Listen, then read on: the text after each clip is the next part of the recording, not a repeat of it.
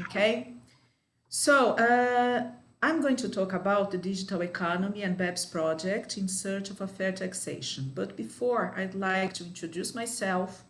My name is Lucienne Michele Treguer Cwikler Szajnbok. I'm a PhD student in political and economic law at MacKenzie Presbyterian University. I work as a law teacher, researcher, and lawyer in São Paulo, Brazil. I put here my email in case someone wants to contact me. So I'd like to start my presentation addressing a question. So what's wrong with digital companies taxation, or is there anything wrong with digital companies taxation? And moving on, I show you some figures. I bring here some figures, data. In this chart, I show you the revenues, profits, and taxes related to 2017. These revenues and profits were generated by Facebook and Google. And I also bring the taxes collected by these companies. I'm going to use the pointer here. So here. If we consider the revenues and profits generated by Facebook in foreign countries, we'll see that you have these numbers here, nearly $23 billion.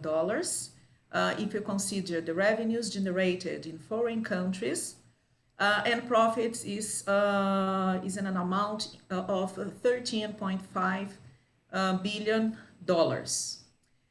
If we take into consideration the revenues and profits generated in the United States, we have $17.7 billion of revenues and profits of nearly $7.0 billion.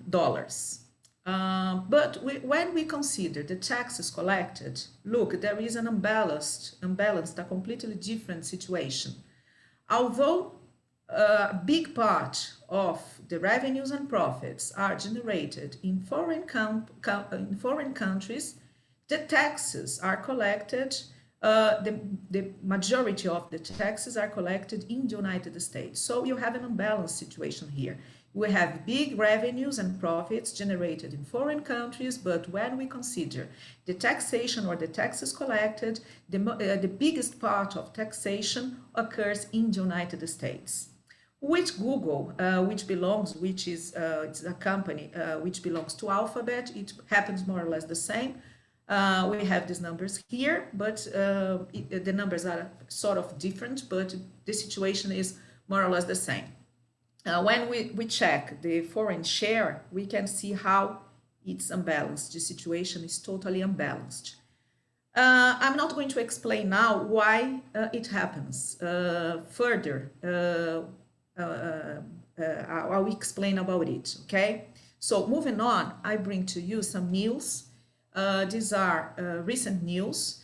Recently, Google and the French government settled a fiscal dispute. Google decided to pay 1 billion euro to the French government. I'm also not going to explain now why this dispute happened. I'm going to speak about it. I'm going to tell about it, to talk about it later. But it's important to say that this is a fiscal dispute. It's also related to the digital economy and some problems we have, some tax planning we have when we consider the digital companies.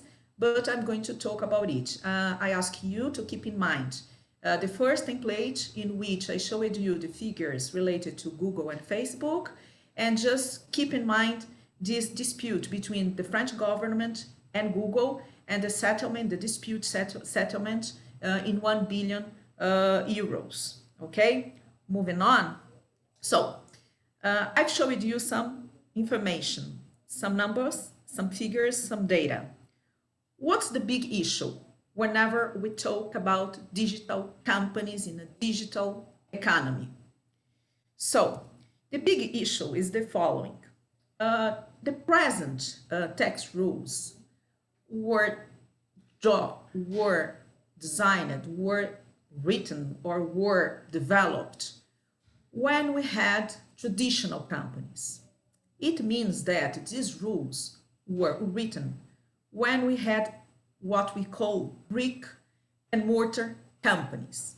They were physical structures, physical companies, okay? The situation was completely different from the present situation. Nowadays, we have the digital companies, of course, we go on with brick and mortar companies, but we have the importance or part of the market being dominated by the digital companies. Even brick and mortar companies, if we consider, they have part of their business in the digital economy. So we have another reality, no doubt about it. It was a globalized reality, it was a digital reality, it is a reality related to the industry 4.0. But unfortunately, the tax rules or the international tax rules haven't been updated. They are completely out of date for this new reality. So let's go back and keep it in mind. And let's go back to the Facebook situation I showed you before. Oh, sorry, it's here. Let's go back to the first template here. I showed you this unbalanced situation of taxation. And why does it happen? Now I'm going to give you the answer. It happens because the taxes are collected where the physical establishment or the permanent establishment of Facebook is situated in the United States. Needless to say that the headquarters of Facebook is in the United States. So according to the present tax rules, taxes are concentrated where? In the United States. Although the revenues and profits, or big part of the revenues and profits, are generated everywhere in other countries, in foreign countries. Okay, this is the first answer, or this is the first possibility, hypothesis. Okay, because again, we consider nowadays the physical, the permanent establishment, and the permanent establishment, the headquarters of Facebook, or even the Google's headquarters is situated in the United States. And because of it, we have the concentration, the tax concentration in the United States. Moving on, let's talk about this issue, this dispute between Google and the French government. This situation is a bit different because in this case, we have an example of tax planning. In this case, Google had a subsidiary in Ireland. I know that we have some Irish colleagues in the group, and I'm going to talk about Ireland. In this case, Google had a subsidiary in Ireland. And all the taxes were paid to Ireland, to the Irish government. And the French government or the French fiscal authority thought that it was an unfair situation. Why? Because a big part of the revenues and profits generated in France didn't generate taxes to the French government. In other words, the taxes, although the revenues and profits were generated in France, the taxes were collected by the Irish government, or the taxes were directed to the Irish government. Because Google developed or used a tax planning structure. I don't know if in all over the world, but for example, I know that in Brazil, Ireland is considered to be a tax haven. And it's not unusual when we talk about digital companies to have aggressive tax planning. In fact, nowadays it's very common, it's something usual that the companies, in some cases digital companies, develop structures, tax planning structures just to pay less taxes or even to pay no taxes at all. Okay, so, and this is a problem we have, this is an issue we have whenever we talk about digital companies. And it's important to mention as well that although digital companies use the same infrastructure as traditional companies, they pay less taxes and they do not contribute paying taxes where they do business. This is an important point because let's take, for instance, Amazon. Amazon use the structures of roads, of electricity, Facebook as well. They use all the structures, the infrastructures in everywhere, whenever the users are situated, wherever the users live, but they pay less taxes or no taxes whatsoever where they do business. Okay, so I bring here just for as an example a business model example. It's a social network business model. We have a big variety of different structures, but this is an example. In this case, we have the headquarters here. In general, it's in the United States, but it could be situated everywhere in the world. We have headquarters in China. It depends on the company, of course. In some cases, we have tax planning structures which consider the provider, the place where the provider is situated. We have also these sort of structures just to collect or to pay less taxes. It's also common to use subsidiaries. Yeah, okay. Excuse me, just to advise you that you have 2 minutes, okay? Okay. So we have subsidiaries, and which is more important, we have the users spread all over the world. And we consider that the users, in this context, the users are very important because they have a high participation in what we call value creation. Okay, this is the big issue. We have the taxes concentrated in 1 or 2 countries, in general in places where the taxation is low or there is no taxes, and we have users all over the world, even in underdeveloped countries where there is no taxes being collected or paid by these companies. And I have some templates, more templates, but I think I won't be able to show them. But it's important to explain that, to say that if the companies do not pay fair taxes, the government will receive less money to apply in public policies, education, health, and in infrastructure. And this is the link between taxation and development. And just to conclude, there are some initiatives all over the world. There are many initiatives discussing this issue, taxation and development. One of these issues is the BEPS project. I'm going to talk about it in my paper. And the BEPS project is an initiative from OECD plus G20. There are lots of actions, all of them related to taxation. I'm going to talk about only action 1, okay, because it considers the tax challenges. This is the point I'm going to talk about in my paper. And this was here, the alarm, sorry. Okay, no problem. There are more information here. I just thank you. Thank you for the opportunity, and feel free to make any comments or to make any questions. Thank you very much. Thank you very much, Lucienne, for your presentation. And now we have more 5 minutes to discuss. If you want to speak up and make any observations, comments, doubts. And I would like to remind you that you can also send it through our email. The email we put here in the chat, that is conference.asap2020comments and gmail.com. So do we have any comments?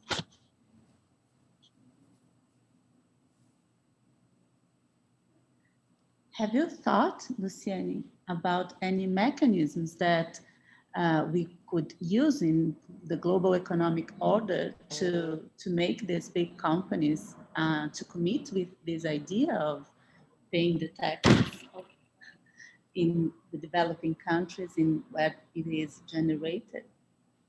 Yes, there are many initiatives nowadays, and a good part of these initiatives are related to the possibility of taxing in where imposing taxes where the value is created. It means that if you have the users in a certain country, and we know that whenever we talk about the digital economy, we have users everywhere. So what the economists, what these groups, not only BEPS groups, but also the European community and some individual countries, what they are doing is to impose taxation in their countries, not to permit the transfer of the profits or transfer of taxation to the headquarters or to tax haven countries as well, just to avoid this sort. But it's not easy. It's not, really, it's important to say that it's not easy. Even if you consider the BEPS project, which is a huge project, it includes more than 135 countries. It's a huge group. There is no consensus among the countries. We have a group of countries that prefer to take one path, another group that prefers to take another path, and a third group that prefers to take a third way. So there is no consensus. Some countries are dealing with this problem individually. For example, I know that Indonesia, Slovakia, Israel, India, they decided to take their individual measures, not to wait for BEPS and so on. But it's difficult, it's really difficult. I don't think that we have an easy answer for that, or a specific answer, only one answer. We have initiatives, lots of initiatives. If they are going to work or not, it's a question of time. Okay, thank you very much, Lucienne. You're welcome. Do we still have any questions or comments to Lucienne? Okay, so now we can, I would like to know if Muhammad and Rashedul, are you okay now? Yes. Are you ready? Thank you. I was just coming at that time. Thank you so much. Let me share my screen. Oh, just let me announce the theme, just 1 minute. Enhancing economic equality through financial technology adoption, Okay, so please, you can go on. Okay, thank you so much. Let me give 1 minute to start my presentation. I need to. Okay.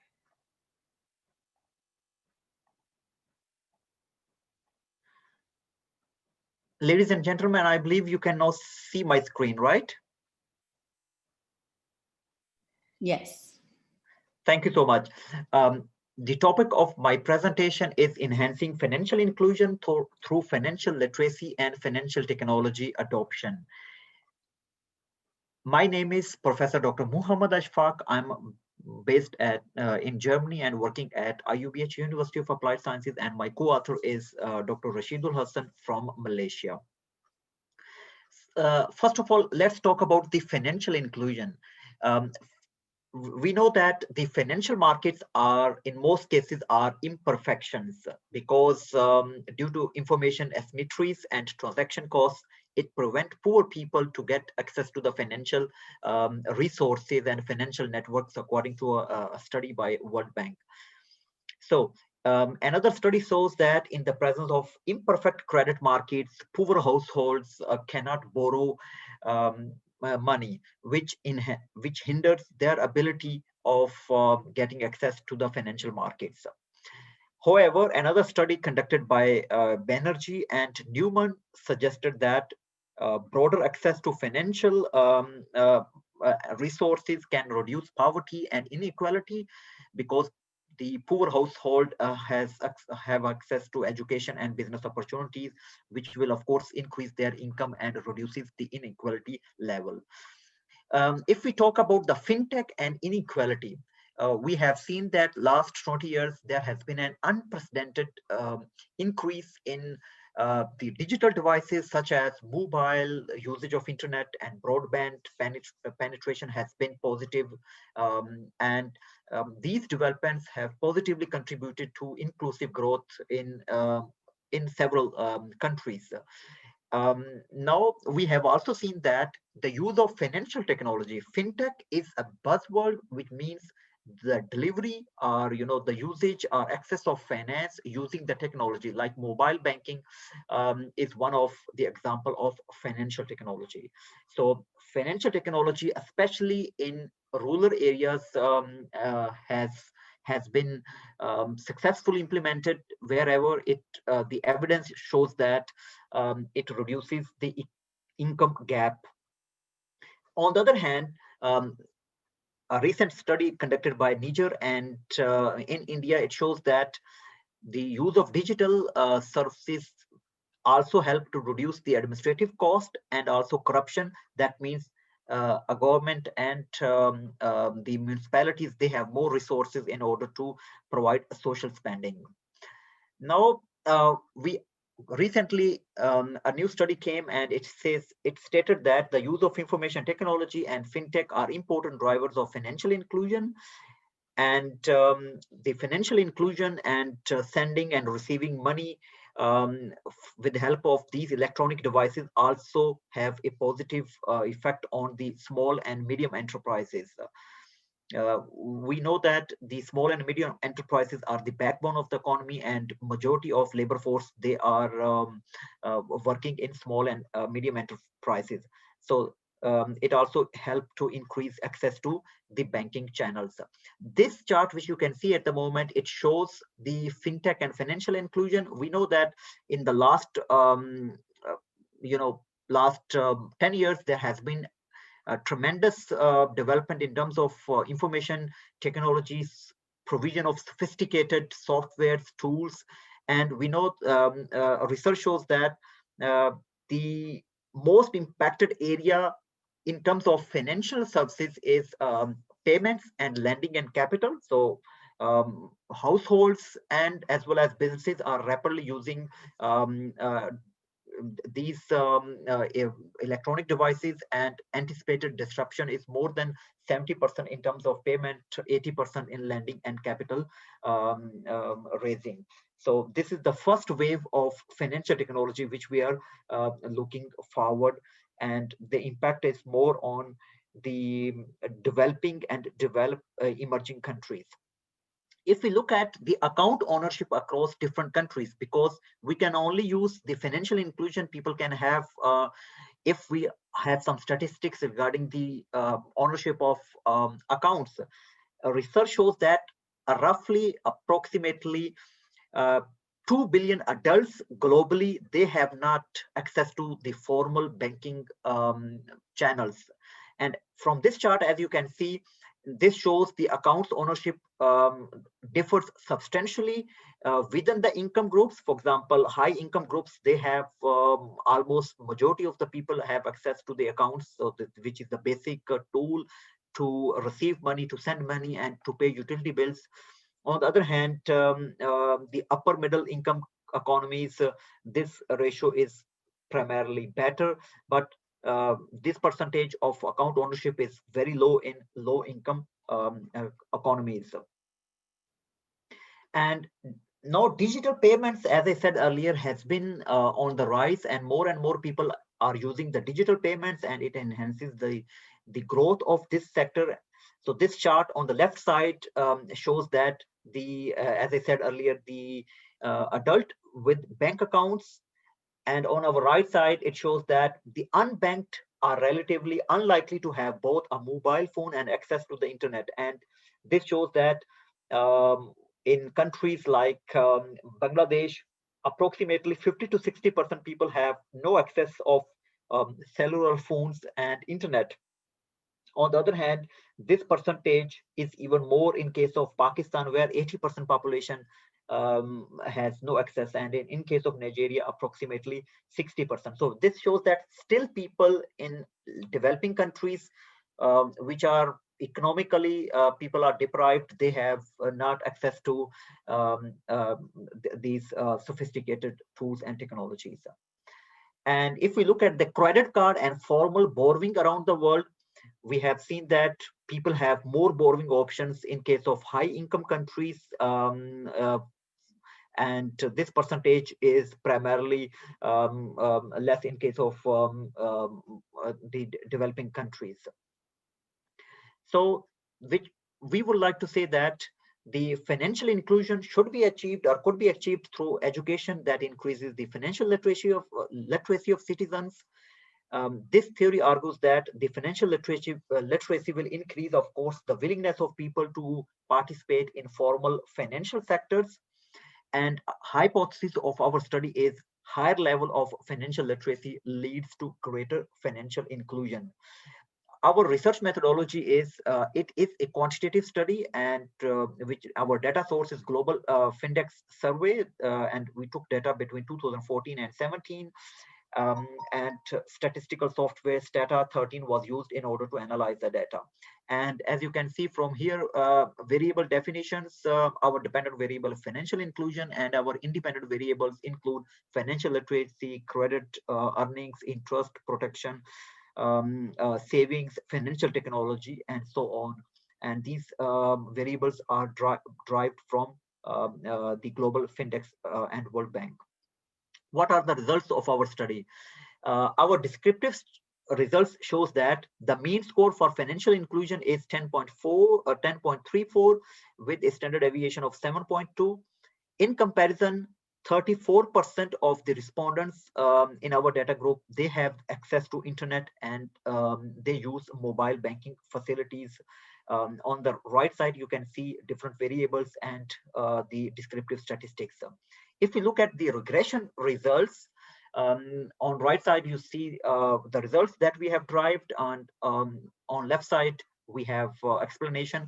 So financial literacy has a positive impact on the financial inclusion, as you can see from model number 2. So there are on the right top corner 1, 2, 3, 4, 5. So the FinTech usage, however, does not alone improve the financial inclusion. There are some other factors. Among 5 components of financial literacy, we believe that past borrowings and ability to manage emergency funds have a positive impact on financial inclusion. Moreover, the past borrowing has a significant impact because it provides us an history. The ability to manage funds from family and personal savings also reduces the dependency of seeking finance from traditional institutions, which you can see from the model number 5. Subsample analysis also provides meaningful insights. For example, the financial literacy plays a significant role for high-income countries.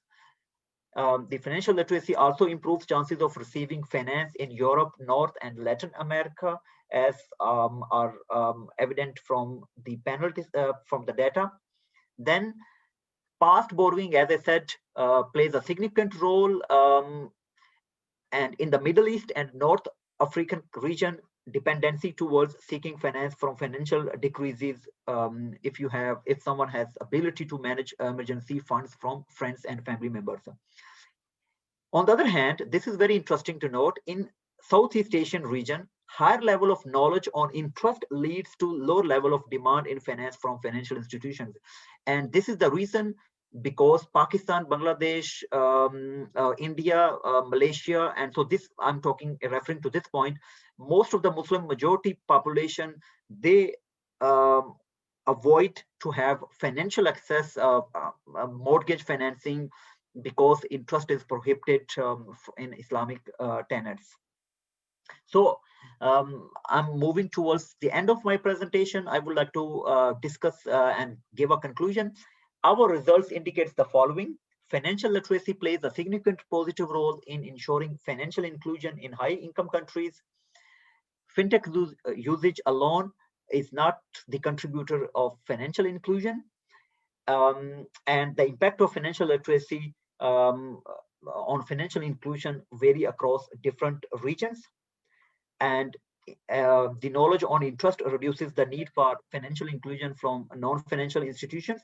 And these findings are in line with other researches conducted by, for example, Yusuf and Balhos in 2013.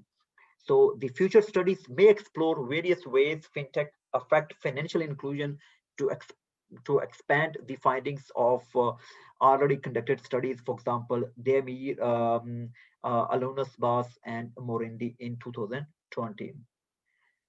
So here are the references, and thank you very much. And this is the end of the presentation. If you have any questions, please feel free to ask. Thank you very much, Muhammad. We have 2 questions already in the chat. I will ask the people if they want to speak up or if they want me to read their questions. It's up to you. I'm comfortable in both situations. Okay. So the first question here, how can financial technologies work with environmental protection? Thank you and congratulations for the presentation. The question is from Valeria Emilia Giacchini. So our first question is how financial technology can be helpful in sustainability and for environment, right? Yes. Okay. Well, we know that, thank you very much for asking interesting question. This is very valid question, and also the need of the need of our we know that in developing countries where we have mostly people are facing issue, and my background is finance. I'm a finance guy because I studied finance, and now I'm a professor of finance and accounting. If I look at numbers, it is impossible for financial institutions like bank to penetrate and open branches in those areas which are far away, and we have there's no as such. Banks look for return on investment. Bank is I always tell my students, bank is a financial institution for rich people only, so they would like to make investments. On the other hand, this financial inclusion or fintech, this gives them as a hope to have access to financing, whether it's less formal or more formal, like P2P lending, crowdfunding, and some other sources of other financing. So I believe first and the most important element in answering your question is the literacy of the people. So because we have seen that there are several studies available which shows that the mobile or internet or usage of internet or consuming of services on devices, it helps to give people awareness about new products, new services, or about environment. So as soon as we have people are using more these electronic devices, and of course using financial services, it will help them to get more information. And so this is one element of the question which I can give my opinion. Okay, thank you very much. And we have another question from Leticia Borges. Do you believe that the regulation standards have to be more flexible when it comes to fintechs in order to increase the competition between traditional banking and fintechs and therefore increase financial inclusion? Wow, this is very, very interesting question. Thank you so much. Both questions are very interesting because currently I'm teaching one course on digital transformation and innovative finance, and we are discussing, and tomorrow I'm also discussing with my students, like where fintech startups stand. We need to know that the traditional banks, which are the legacy financial institutions, they are very powerful in terms of legacy systems, infrastructure, in terms of money, and in terms of resources and staff and IT staff. However, the financial technology startups, and we have several examples. For example, in Germany, we have N26. In UK, we have Monzo, Revolt, and there is a countless list of fintech startups, which is known as the financial services disruptive. These startups, they have advantage because they are more agile, and they are more in terms of experimental stage. And on the other hand, they have less resources, they have less money available to make more and more experiments and test their product and services. So in short, what they are doing is they are disrupting the front end of a traditional banking system. On the other hand, the back end services, whether it's the payment mechanisms and all the stuff, they are still in the control of the financial institutions. Now the question is, if we can give them more, the fintech startups, more flexibility in terms of innovating their products. They are doing, and but maybe the audience know, recently, very recently, we have in Germany fraud, which is, the company name is Wirecard, WIRECARD, Wirecard fraud. That company is a fintech company. They were in the business of payment processing. For example, if I go to a superstore in order to purchase something and I give my credit card or debit card details, so this company take my data, tally with the financial institution, take money and give back to merchants. And there was a fraud of $2 billion. Okay, this is unlikely, and this is one of the largest financial and accounting fraud, regulatory or corporate governance failure, you can say, after Second World War in Europe, after Enron crisis. Then there is a debate going on whether the regulators should tighten the rules and regulations, which they are doing.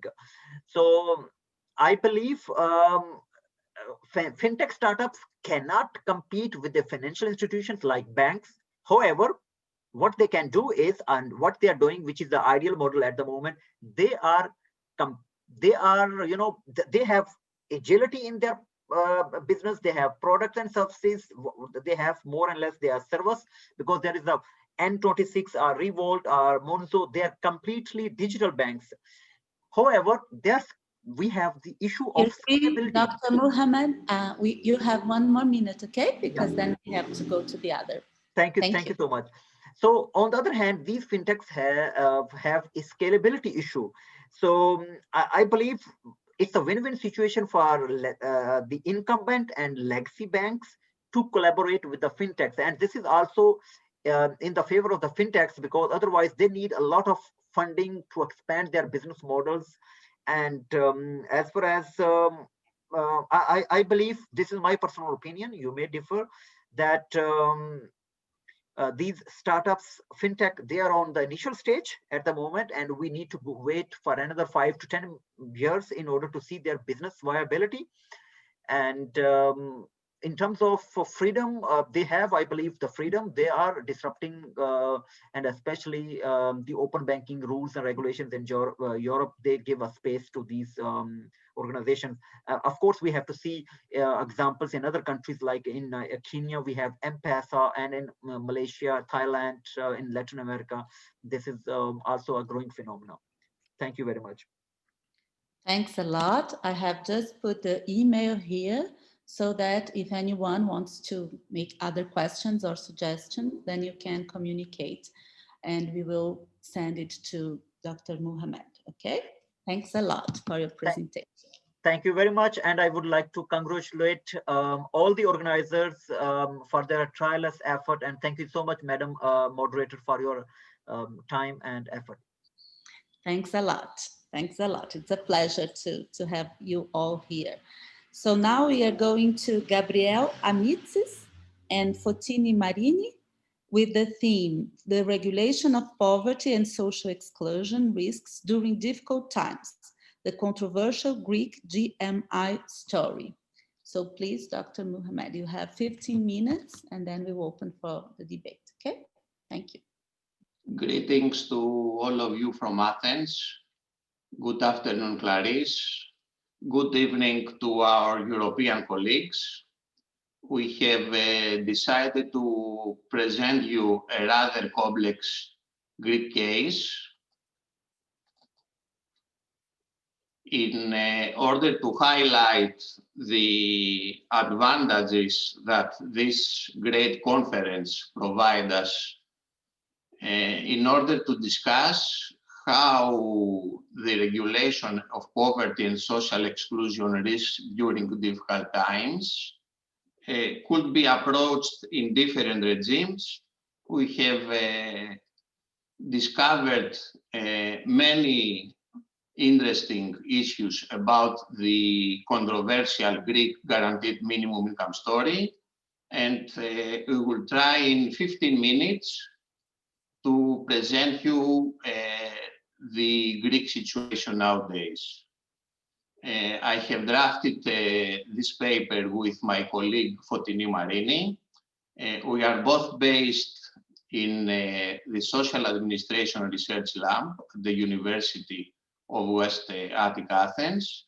And of course, we follow the activities of the Academic Stand Against Poverty Network, given that I am the coordinator of the Greek chapter and Fotini is the legal expert.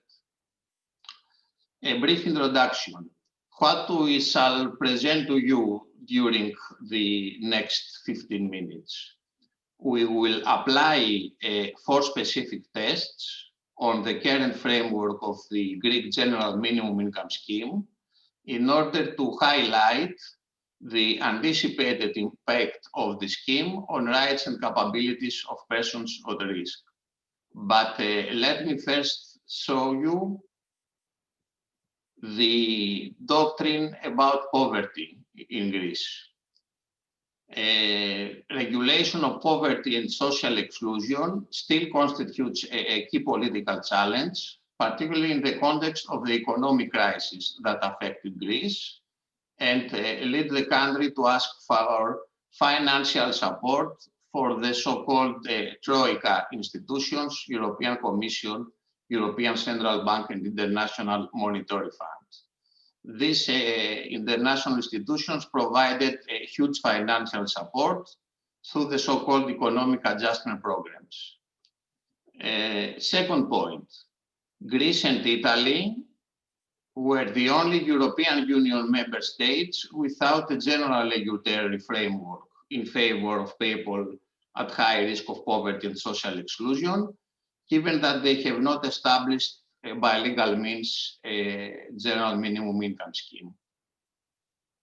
What was the key social initiative of the Troika in the social welfare agenda? It was the introduction of a national minimum income scheme through the third stabilization program.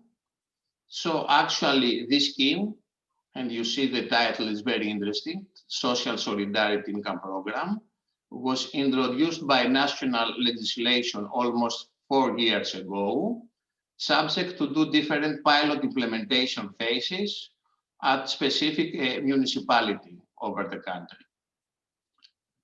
Okay, somebody will ask, what is that complex Greek scheme? Actually, it's a national social welfare scheme. It is regulated by legislation and normative administrative acts, provide the access to means-tested income support, basic social services, and active employment measures, the so-called 3 pillars approach, which are the beneficiaries, individuals and families at risk of extreme poverty, and keep it for the discussion irrespective of their employment status. Now we will open the discussion with the implementation of the 4 tests we have decided to apply. The first test, it concerns the personal scope of application. Who is eligible to enter the scheme? As you may see, permanent legal residents in Greece who belong in one of the following categories. And now it's the first human rights test. Does the status of alien have an impact to entry in the minimum income scheme? The answer is definitely no. The Greek approach have adopted the so-called universal approach to human rights, given that it does not exclude the legel lata foreigners who live in Greece.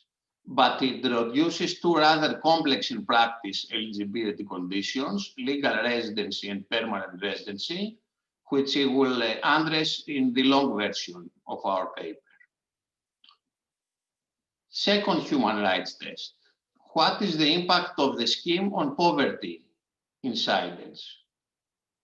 Let me show you the main eligibility conditions. The claimant's annual income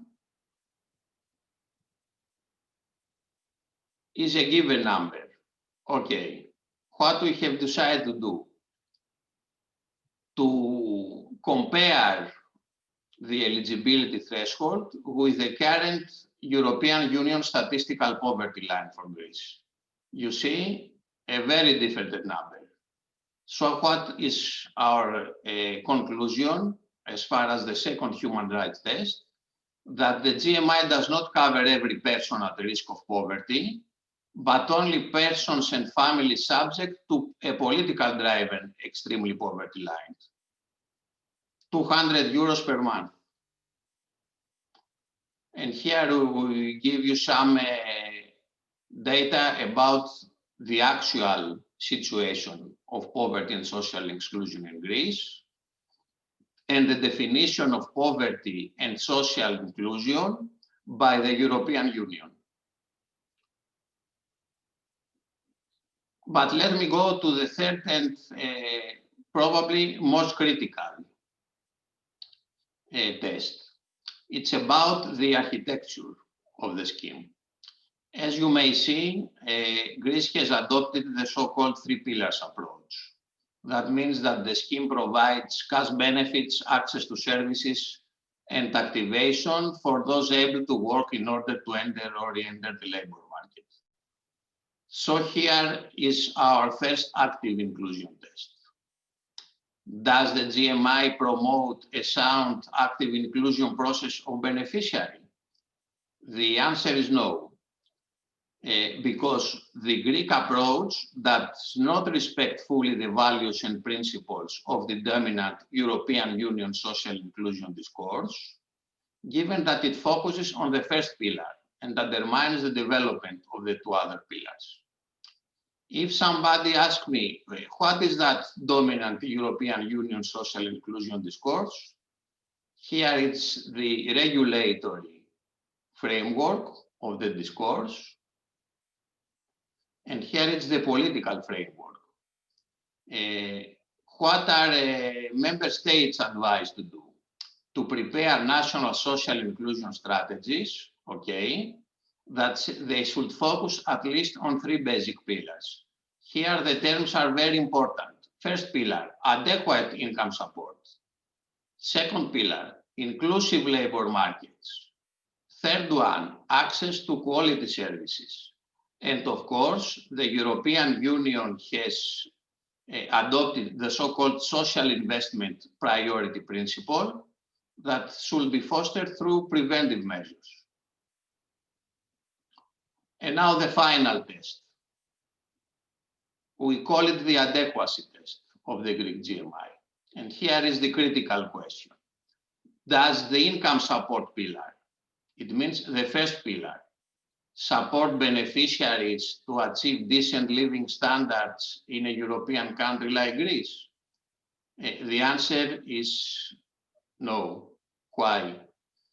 Because the maximum monthly amount of the means test cash benefit, 200 euros per person, is far below the European Union statistical poverty line for Greece. And you see there is a huge distinction between the two amounts. Why is that so? Because a national parliament has decided to approach the adequacy standard of the GMI, establishing an extreme poverty line. That means that the rate of the allowance depends on the marginal poverty thresholds that were discussed during the examination of the second human rights test. Let me conclude with three remarks. The first reflects the dominant approach that Greece has adopted in order to design and implement the GMI. This is an approach that was backed up by Troika institutions, and it has a certain shortcoming or risk. It focuses exclusively on budgetary constraints and social spending surveillance. That means that it does not follow a rights or a capabilities-based strategy. But this was controversial and created a serious welfare paradox. Why was that so?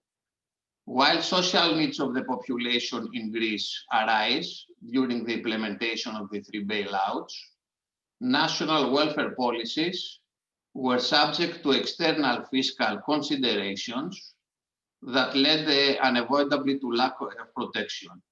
We think that this was not compatible with the European active inclusion discourse as promoted by European Union institutions and also with the tradition of other more advanced European member states.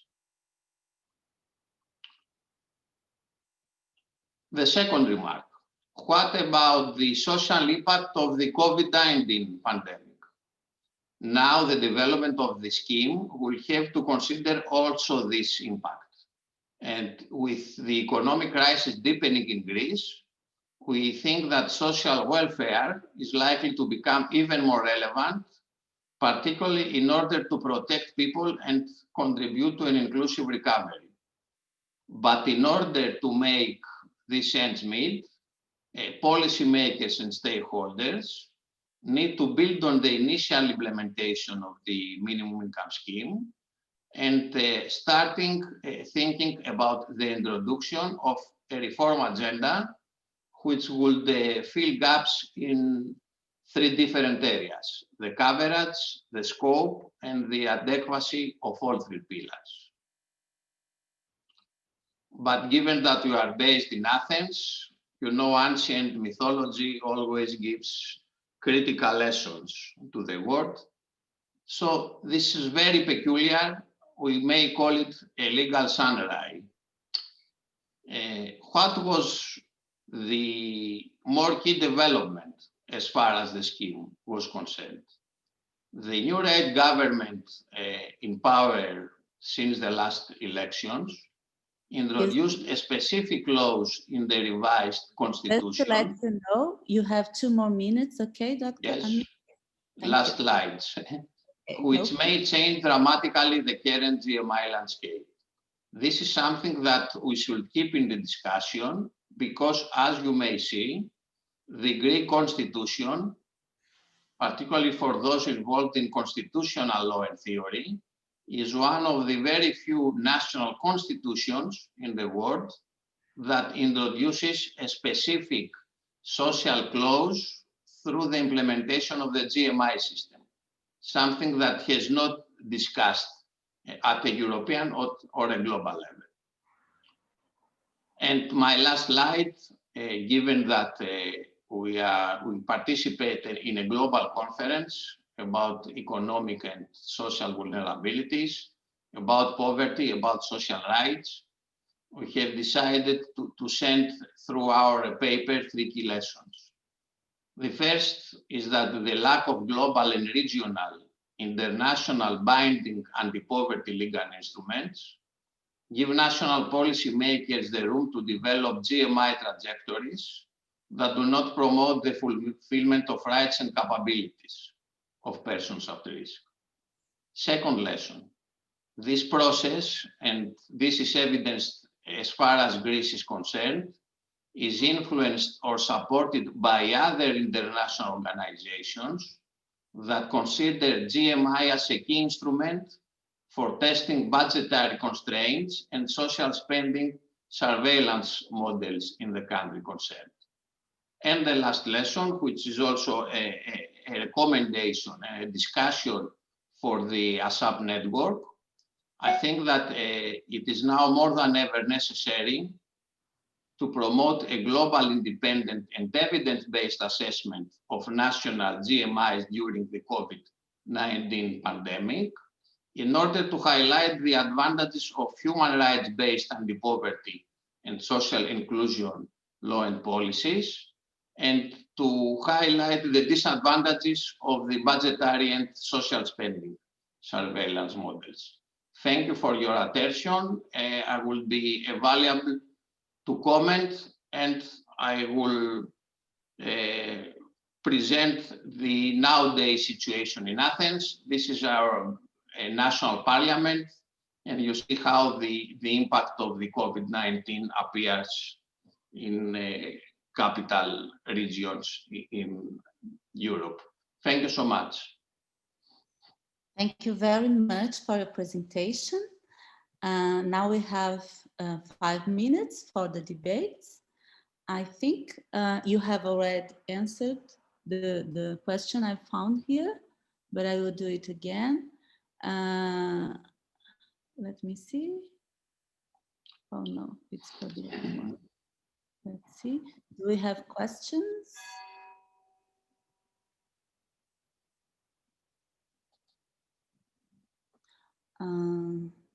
No questions? Does anybody want to? So I will take the opportunity. I would like to know, in Latin America, we have a lot of critics of the idea of paying, like reducing the responsibility of the welfare state to paying or giving too much attention to paying cash transfer programs. And because they don't come as something more than what the welfare state already offers in terms of universal public policies, but in a lot of places it comes to replace it. So what do you think is the tendency in Europe and especially in Greece as well? And in terms of the austerity measures that you mentioned, what do you think that maybe globally we could try to do? Okay, very good question and accurate, particularly during the COVID-19 crisis. Yes. You know, given that Europe has introduced after the Second World War the legal regimes of social welfare schemes, these schemes were based on conditionality and individualization principles, given that the main scope is to relieve people out of poverty. So they invented the provision of rather generous cash benefits to claimants. Given that European-based organizations like European Union and Council of Europe do not have specific legal competencies, that means that they cannot enforce legislation on social welfare to member states. They have created bills of rights or international conventions that define as a first priority of social welfare schemes at the national level the achievement of decent living standards through the provision of cash benefits. But that didn't work, particularly during the 90s. That's why the European Union has, let's say, introduced the 3 pillars approach that combines access to cash benefits with basic social services and activation services for those able to work. I think that a rather generous global perspective is to promote this 3 pillar approach, given that it's not always related to poor persons, but also with persons that are at risk of social exclusion. I know that in America, you don't discuss about social exclusion, more or less. You are focusing on poverty and sometimes on extreme poverty. Yes. The combination of both approaches, poverty and social exclusion, I think it gives very important messages to an international audience.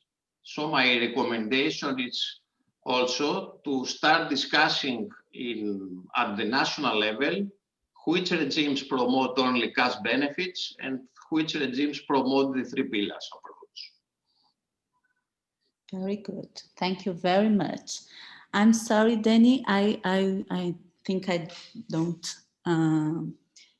brought your question. Would you like to speak it up or would you like me to read it? Danny is here. Where is she? So I will ask. Professor Ashfaq, one of your tables shows 0% blockchain. Why is so low this number? And another point, do your research consider the access of green resources coming from carbon trading or REED plus? You're asking me the question? Yes, she had already asked that. Yeah. Let me see. Well, I need to look regarding the blockchain, regarding the zero, because I believe blockchain is still the new phenomena. And the other question that is concerned, the access of green resources, this is important. As we already talked about the sustainability concept, and I personally believe that in European Union or in Europe or in Western societies, there has been an increasing trend in terms of, in terms of awareness towards socially responsible investors. And now we have individual as well as institutional investors that are looking to make investments in green financing. But in developing world, still this is not the case. Just for one information, and of course I will also share information in the chat. I have just written the book on socially responsible investments in Europe, and we concluded that this market is growing, but still relatively very less. Even this is a developed part of the world. Thank you very much. I think the last person didn't show up. Let me just confirm, because then I think we can use this time to have one more question, and also to open for the whole debate if anybody wants to make any questions for the other presenters here. So Patrick O'Sullivan, is he here? No, let me check. Oh, yes. Okay, sorry. I had the information before. So please, so let me just ask the last question to Gabriel. Aren't activation strategies cancelled, jeopardized with so high rates of unemployment? Very important question. What does activation mean actually? It means provision of incentives through active employment measures for those people able to work. Why is so important during these days? For two reasons. The first is to address the problem of so-called dependency of clients on welfare benefits. The other is to promote the self-esteem and give them the right track to enter or re-enter the labor market. In countries like Greece, which the unemployment rate is so huge, this activation approach should not be treated as a disciplinary measure, but most of the time will give us, let's say, the opportunity to discuss about the involvement of the public sector in the development of new jobs. The private market will not give always the right answers to the reintegration problems of welfare beneficiaries. That's why we have to find the right balance between the public, the private sector, and of course, do not forget the civil society or social economy or social entrepreneurship agendas. Thank you. Thank you very much. So now we have Patrick O'Sullivan with the theme Reputational Risk Events and Social Justice. Please, you have 15 minutes for a presentation and then 5 minutes more for the debate, but you don't have to use the whole time for the presentation. You can let it for the debates. So you can go on. Thank you very much. So my name is Patrick O'Sullivan and I work in UCC in the Epoch Research Cluster, and the Epoch Research Cluster mainly examines how IT and ethics can, I suppose, interact and the positives and negatives of that. I've also looked at wider areas as well in terms of corporate ethics and corporate governance. and that kind of refers to today's presentation. So it's called reputational risk and social justice. So the key aspect to this presentation is what is reputational risk, and there's different definitions. One from the Basel Committee on Banking Supervision describes reputational risk as any risk arising from a negative perception that can impact customers, counterparties, shareholders, investors, or regulators. That's in a banking context. If you look at each of the three case studies in today's presentation, Boohoo Group they look at reputational risk as well in their annual report, and it covers a number of different issues. It could be defective products, it could be product recall or faulty manufacture. They also refer to labor abuses and environmental damage done by third-party suppliers. You also have Apple, and again, in their annual report, they will set out all the different reputational risk factors. These include design and manufacturing defects, IT or network system failings, unauthorized release of customer information, and poor workplace practices at suppliers' factories, in particular Foxconn. Uber also sets out a number of reputational risk factors, quite a lot of them, in their annual report. They also refer back to past reputational risk events, such as the Delete Uber hashtag, which happened about 3 years ago. Even though they were trying to do a positive thing, people took it up wrong and thought they were trying to take advantage of riots at the time in America. So the key aspect of this presentation is to examine whether or not reputational risk impacts consumer sentiment in respect of the three case studies.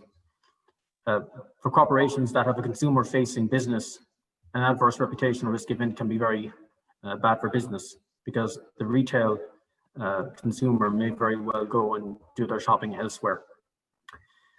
In other cases, you will have a corporation that is further back from the retail or the normal consumer on the street, so they actually won't know that the product they're buying has a component that comes from a factory that engages in slave labor or damages the rainforest, because they're removed so far down the chain of production.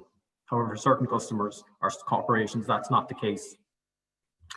And if consumers do respond negatively to an adverse risk event, it does obviously then affect the corporation's share price and their sales, because if consumers are boycotting the product, their sales would then go down for the corporation, and that in turn would then reduce the value of the corporation's shares. And also a competitor may take advantage of the reputational risk event and gain market share from the corporation that has engaged in an unethical manner. So again, you have also shareholders. They're another stakeholder within the corporation alongside consumers. And shareholders, they will kind of, I suppose, have a second wave impact or response depending on how the consumer responds. If the consumer decides to no longer engage with a corporation and no longer buys that corporation's products, as I said earlier, then the shareholders might get a bit worried because the share price starts to drop. And earlier, I think someone was mentioning about green financing. You do wonder about shareholders involved in kind of green financing. Do they actually care about the fact that the company is engaged in ethical practices, or do they just care about the shareholder value? So that's kind of a big question as well. And you do have now more of emphasis on ethical and environmental standards, as was mentioned earlier about green financing. I suppose another reputational risk factor as well, mentioned earlier in another presentation, was about companies not paying their fair share of tax. So there's many different reputational risk factors that can occur. So the first case study we're going to look at is Apple and Foxconn. Apple outsourced their manufacturing of the iPhone to Foxconn, which is a Taiwanese company. It's a very large company in terms of it does manufacturing for a number of blue chip clients. I think it also does manufacturing for Dell, and it has a number of factories in China. For a contractor involved in outsourced manufacturing, the key aspect is, of course, cost. It's all about driving down the product so that it's as cheap as possible, so that Apple can then make more profits on it. Last September, China Labour Watch released a report about the labour practices in one of Foxconn's factories. It noticed that most of the workers are not directly employed by Foxconn. They're employed by a recruitment agency who then gets paid by Foxconn to find workers. The workers are subject to long hours and also restricted breaks. Also, a lot of the workers work in Foxconn-owned accommodation. It's like they're kind of an extension of Foxconn itself in a kind of weird way. The report indicate that Foxconn breached Chinese labour laws. There was issues about health and safety. There was also issues about hiring intern workers. And this isn't the first time Foxconn has been exposed to these allegations. There was, of course, the Foxconn suicide scandal going back about 12 years ago. And if you have the book Dying for an iPhone, it goes through the problems with Foxconn. The lack of health and safety is a key issue as well. In certain factories, there's issues with aluminium dust, and they're not given proper safety gloves to protect themselves from the dust. That's just one example. There are other examples as well. There are 2 other case studies. Due to time constraints, I'll go through these fairly quickly.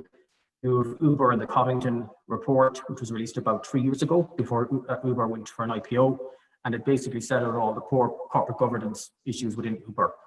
In particular, there was a lot of sexism in the organization. There was inappropriate relationships between managers and their subordinates, and also there was a general kind of dismissal of female employees. There has been other reputational effects impacting Uber since then. One is the status of drivers. Drivers are not actually employees, they're contractors, because that means Uber then doesn't have to give them healthcare and doesn't have to give them extra money. Also, that's now, they've been hauled over the coals in that in America, in particular in California.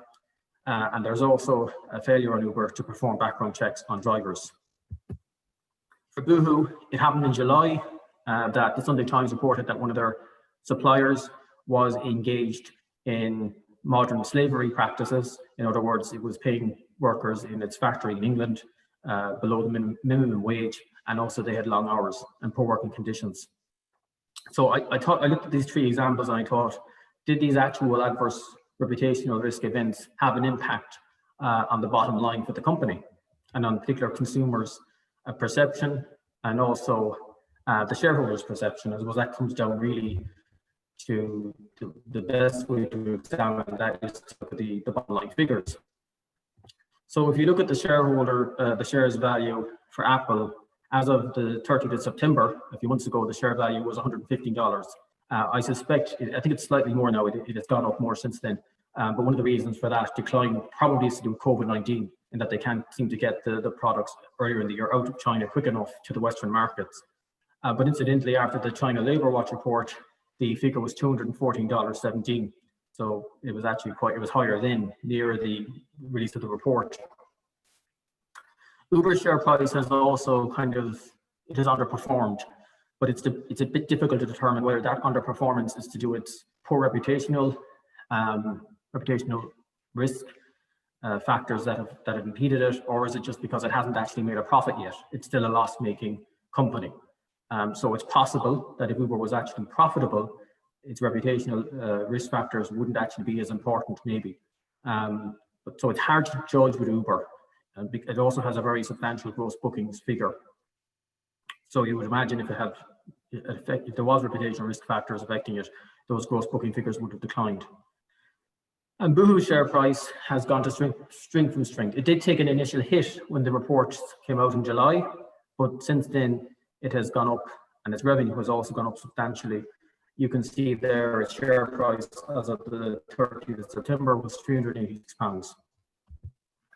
If we just go down to the graphical representation of sales, you can see there in 2019, iPhone, according to Apple's annual report, iPhone sales were $33 billion.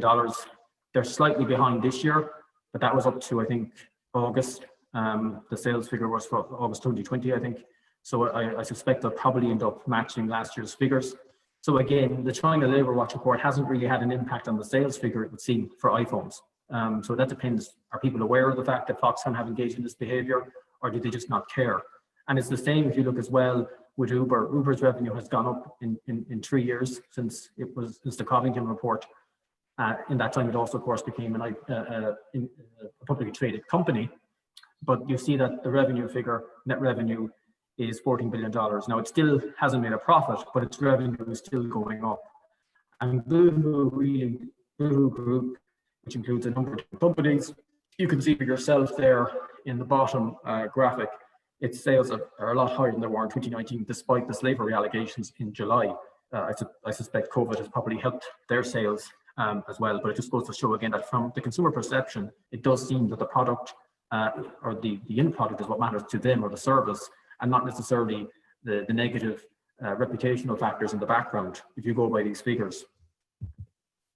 So what does that tell us? Well, you would need to go into more detail. This is going to be a very surface-led paper in many ways, because you would have to take a survey of consumers, a survey of shareholders, and a number of other steps to really get it drill deep.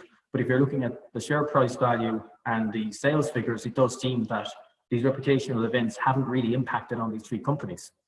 So it seems that consumers don't react that negatively to the reputational risk events, and that in turn means the company share price doesn't actually take a hit. And even if it does take a hit, it's only short term. As you can see with the Boohoo Group, the share price has gone up again, as have its revenues.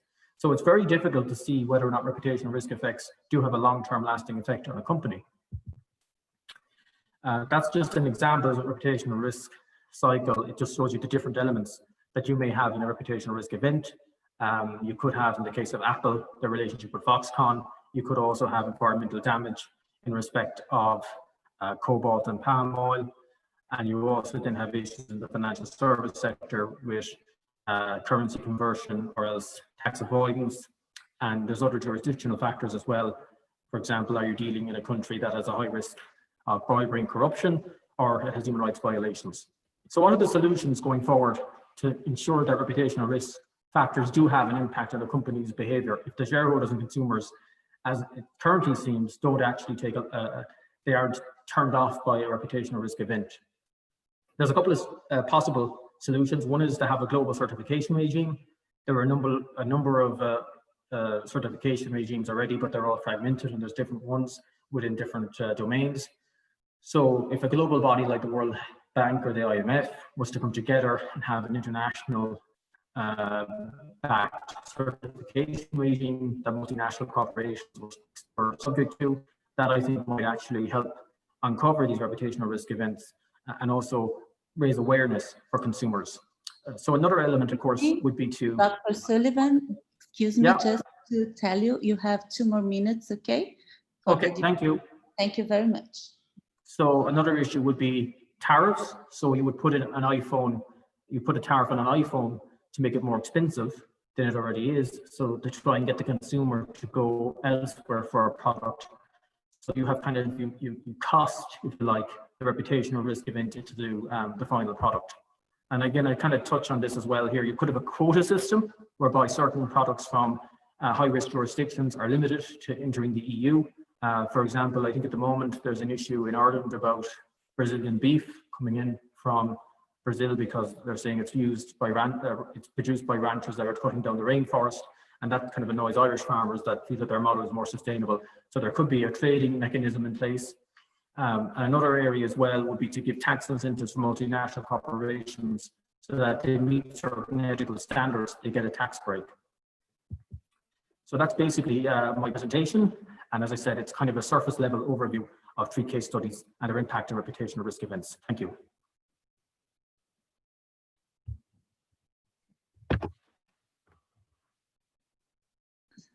Thank you very much.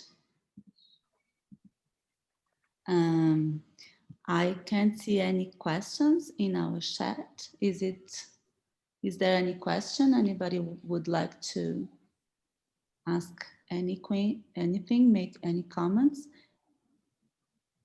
I think you didn't have time to your conclusion, so you can take this time to, if you want.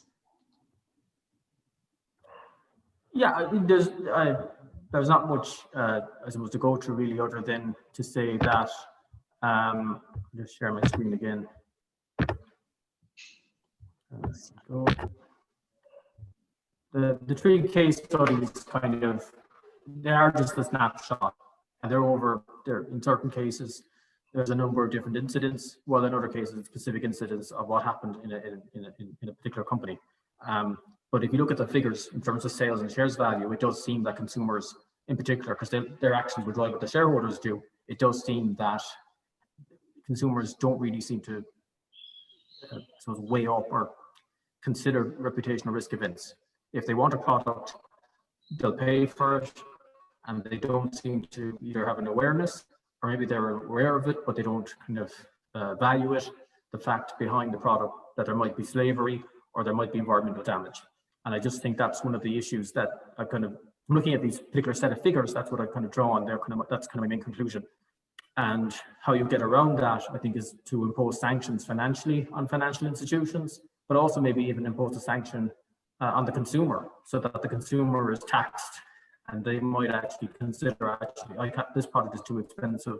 Why is it too expensive? And they look up the fact that there's an issue with environmental sustainability, or there's slave labor in a factory in China, for example, and then they might actually say, I won't buy that product, I'll buy a different product. So I think I mentioned earlier as well about a consumer alert mechanism that could be done, an online consumer alert system, so that consumers become aware of a product that may have reputational risk factors behind it.